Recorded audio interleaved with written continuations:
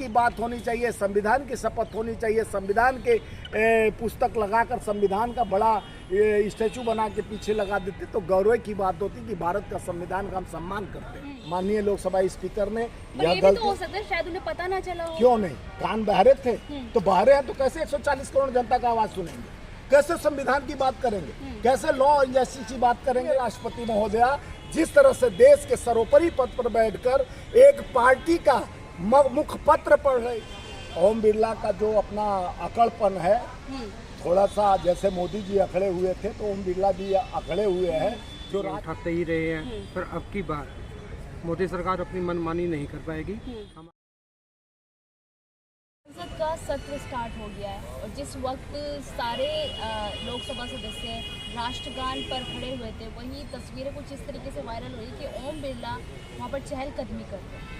देखिए, देश के लोकतंत्र का सबसे बड़ा मंदिर संसद भवन है, जहाँ देश के लोकतंत्र को बहाल किया जाता है, संविधान की बात करना और संविधान के रूपरेखा को आगे बढ़ाने के लिए। और राष्ट्रगान जो देश के हृदय का एक पवित्र ध्वनि है, जो शुरू होते ही कोई भी राष्ट्रभक्त है वहीं स्टैचू बन जाता है, वहीं खड़ा हो जाता है।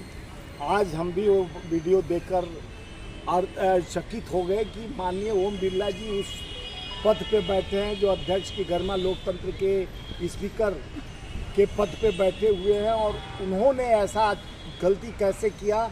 माननीय राष्ट्रपति महोदया, उपराष्ट्रपति पहले से खड़े थे यानी सम्मान में, उसके बाद आप पीछे भी रुक सकते थे, लेकिन ओम बिरला जी चहलकदमी करते हुए शुरू राष्ट्रगान में बढ़ते हुए आगे आए। लगातार कह रहे हैं कि राष्ट्रगान का अपमान करने वाला देशद्रोही होता है। देखिए, अगर विपक्ष की तरफ से चूक होता तो अब तक भारतीय जनता पार्टी के लोग लंका लगा देते।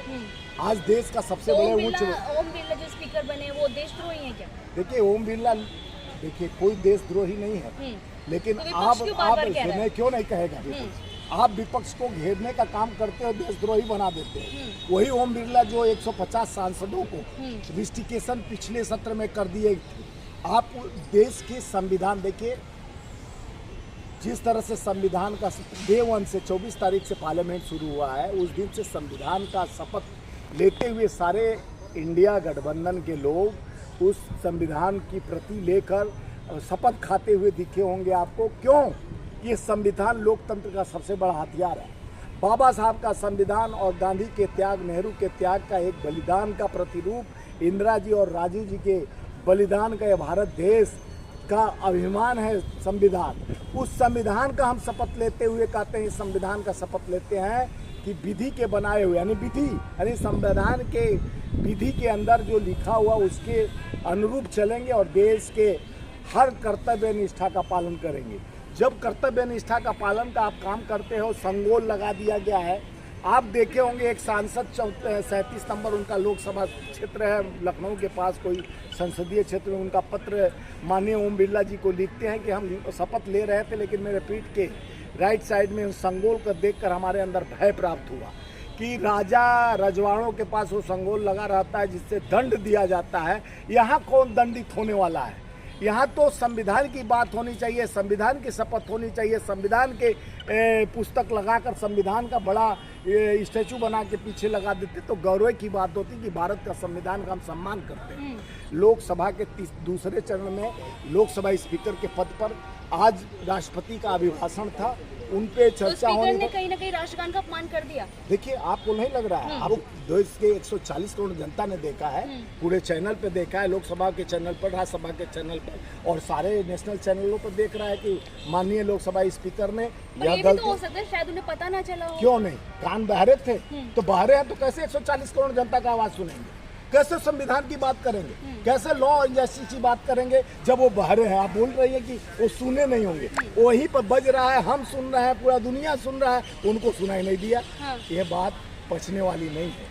पर लगातार प्रतिपक्ष कभी सेंगोल पे सवाल उठा रहा है, कभी राष्ट्रपति के अभिभाषण पे सवाल उठा रहा है। संसद चलने देंगे या नहीं चलने देंगे? देखिए, संसद हम लोग चलने का ही प्रतिक्रिया में लेके आ रहे हैं। जो 2 करोड़ नौकरी 15 लाख खाते कहने वाला, आज सुनिए, माननीय राष्ट्रपति महोदया का लोकसभा ने अभिभाषण था, उन्होंने जिस भाषण को शुरू किया उनके अंदर यह लगा कि भारतीय जनता पार्टी का कोई कार्यकर्ता अनुमोदन कर रहा है, सरकार का पक्ष रख रहा है और देश के लोकतांत्रिक संविधान को बचाने के लिए जो किसान 770 शहादत दिए, जो किसानों की हत्या हुई, जो किसानों के साथ बौछार पानियों को चलाया गया, बॉर्डर पर जिस तरह सीमा सील कर दिया गया। पहला तोहफा भी मोदी जी ने, प्रधानमंत्री ने किसानों को ही दिया है। तोहफा क्या दिए?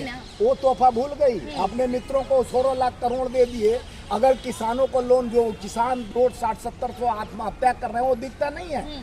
आपको ये नहीं दिखता है कि सत्ता में बैठे मोदी जी उन किसानों के 770 किसानों के शहादत पर कोई चर्चा नहीं करते हैं। 3 काले कानून लाया गया और MSP लागू करने की बात कही गई, दुगनी है 2022 में दे रहे थे। MSP बढ़ा तो रहे हैं ना, कहाँ बढ़ा रहे हैं? रबी पे भी अरे भैया सुनो, उनके वादे को सुनते रहिए भाई, जवाब देता हूँ।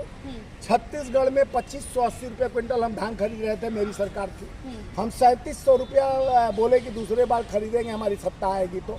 हम 158 करोड़ हम लोन माफ कर दिए थे किसानों को अपने छत्तीसगढ़ में, बिजली हाफ कर दिए थे।